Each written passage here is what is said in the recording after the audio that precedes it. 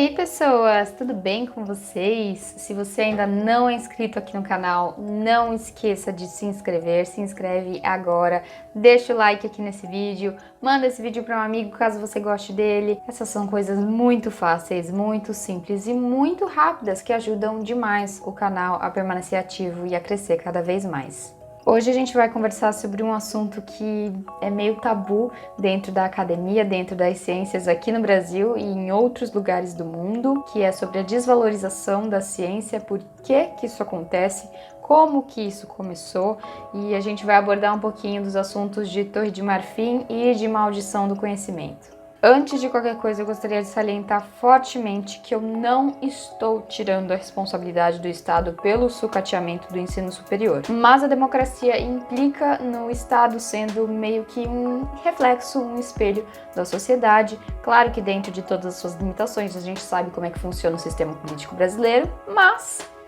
espelho. Para a gente entender sobre a desvalorização de algo, a gente precisa primeiro entender este algo e entender a sociedade que este algo, no caso aqui a ciência, estava inserido dentro da sua origem. Então, eu quero voltar com vocês no tempo até mais ou menos 1500, que foi quando o Brasil foi descoberto. Então tá, vamos pensar. Século XVI, quem que a gente consegue imaginar aqui no Brasil? A gente consegue imaginar os nossos povos originais, que são os povos indígenas, dentre suas inúmeras tribos, e a gente consegue imaginar, dentro dos europeus, os portugueses, né, em sua grande maioria, no século XVI, porque foram eles que vieram para cá no início. O tempo foi passando um pouquinho, os europeus trouxeram alguns africanos para serem escravizados. A gente conhece essa história de core salteado, mas é muito importante a gente frisar isso sempre. Quem trouxe os africanos foram os europeus, não os brasileiros. Até porque, como eu disse antes, os brasileiros, de fato, eram os povos indígenas. E a gente tem muita essa dificuldade até hoje de se entender como população de fato, né? Quem são os povos brasileiros hoje em dia? Hoje em dia é uma grande mistura, mas lá na sua origem é muito difícil a gente desvincular a nossa identidade com a identidade dos europeus. Tá, Bia, mas os povos indígenas faziam algum tipo de ciência naquela época? Não, a gente não pode tratar todas as coisas valiosíssimas, culturais, absurdamente importantes para a história dos povos indígenas brasileiros como ciência, pelo menos não no século XVI e nem antes dele. Tudo que a gente aceita como ciência hoje envolve um método científico.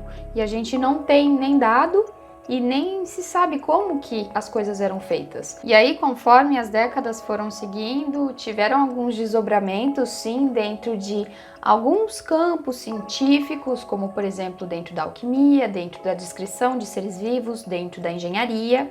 Mas nada de fato era brasileiro, nada era feito por pessoas que nasceram e tiveram uma cultura predominantemente brasileira. Beleza, vamos avançar um pouquinho, tá? 1700 agora. 1700 já existia a Universidade de Coimbra, da qual ela fazia alguns estudos experimentais, só que não existia nenhuma universidade no Brasil. E aí o que acontecia? Muitos brasileiros que de fato nasceram no Brasil, filhos de portugueses, filhos de indígenas que acabaram se misturando com portugueses, com outros europeus, com africanos, iam embora.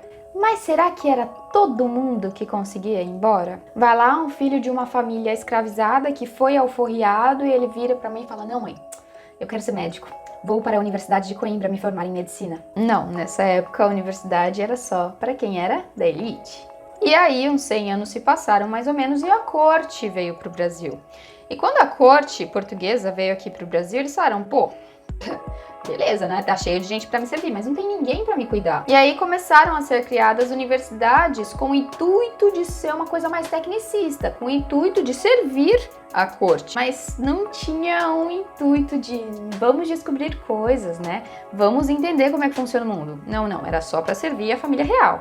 Pô, Bia, legal, então isso quer dizer que qualquer pessoa poderia fazer a universidade agora, que a gente tinha alguns campos aqui no Brasil, né? Qualquer povo original, qualquer indígena, qualquer escravo alforriado. A história seria muito bonita se fosse desse jeito, mas não, claro que não, claro que não. E daí é bizarro de se pensar. Porque a gente pensa, beleza, estamos no século XIX, cara, não faz muito tempo. E aqui no Brasil a gente tem um ensino totalmente tecnicista, enquanto na Europa eles já têm Inclusive, alguns já foram mortos. Newton, Copérnico, Galileu, Einstein. E vamos abrir um parênteses aqui, né? Cara, por quê? Que loucura isso? A gente é tão atrasado assim? Será que a gente é um povo um pouco retrógrado, de fato? Será que os povos indígenas, se não tivessem sido dominados pelos portugueses, nunca teriam chego em algum lugar? Não, claro que não. Se você já viu algum vídeo sobre povos originais, sobre tribos dos Homo sapiens, você deve ter percebido que eles evoluem de formas diferentes. Imagina você pegar e forçar alguém a evoluir enquanto outros povos evoluem no seu tempo. Ok, fecha parênteses, a gente pode falar num outro vídeo sobre isso. Agora eu quero que você imagine e você pense, reflita, quem foi a primeira pessoa da sua família a entrar e concluir o ensino superior. Se você for classe média alta, muito possivelmente a primeira pessoa da sua família a se formar deve ter sido nos últimos 50 anos. Agora, se você for classe média, muito possivelmente você é ou vai ser o primeiro da sua família a se formar, ou seus irmãos, alguém ali da mesma linha que você. Sabe por que a gente não conhece ciência? Porque a gente nunca foi apresentado a ela. A estrutura científica, o mundo científico aqui no Brasil, além de ser muito, muito recente, muito jovenzinho, muito novo, ele só pertencia à elite. E aí, quando um pequeno grupo de pessoas controla uma estrutura social, eles acabam iniciando um diálogo da qual só eles entendem. Eles começam a discutir coisas que eles acham que é importante, tanto para eles quanto para a sociedade, só que ele não consulta ninguém de fora para perguntar: isso daí é importante para você ou é só coisa da minha cabeça mesmo? E assim, tudo bem se fossem questões pequenas, fáceis, que não interferissem na vida da sociedade em geral, do povo em geral. Só que não, a gente tá falando de ciência, e ciência tá absurdamente presente dentro da vida de todos. Seria uma lógica meio similar se os peixes, que não sabem absolutamente nada sobre superfície, sobre vida na floresta, ditassem o que os felinos iriam comer. Muito louco, né? Mas a lógica mais ou menos é a mesma. Aí os peixes vão lá e falam: não. A gente acredita, a gente se reuniu aqui, fizemos altas pesquisas extremamente importantes e nós decidimos que a partir de hoje a alimentação base dos felinos vão ser plânctons. Ou então, vamos voltar um pouquinho para a nossa realidade, vamos parar de fantasiar, se apenas homens cristãos conversassem sobre aborto. O nome disso é Torre de Marfim. Torre de Marfim é quando um número muito pequeno de pessoas conversa sobre coisas que vai influenciar na sociedade, mas ele não consulta a sociedade se aquilo de fato é importante para ela ou não. E aí o que realmente é importante é deixado de lado, é colocado para baixo do tapete, porque não existe um diálogo entre hierarquias, entende? A sociedade, ela precisa estar inserida dentro de qualquer tipo de discussão que vai envolver ela. E nisso eu quero dizer todas as discussões, porque não existe discussão que não envolva a sociedade. Só que ela quer estar ali, ela acredita que a presença dela é tão importante que chega a ser essencial para as discussões? Não, porque ela não faz a menor ideia da importância da sua voz. Se você é da academia, se você pensa em fazer mestrado ou doutorado ou está fazendo uma iniciação científica, você já deve ter ido em algum tipo de defesa, seja de TCC, seja de mestrado ou doutorado mesmo.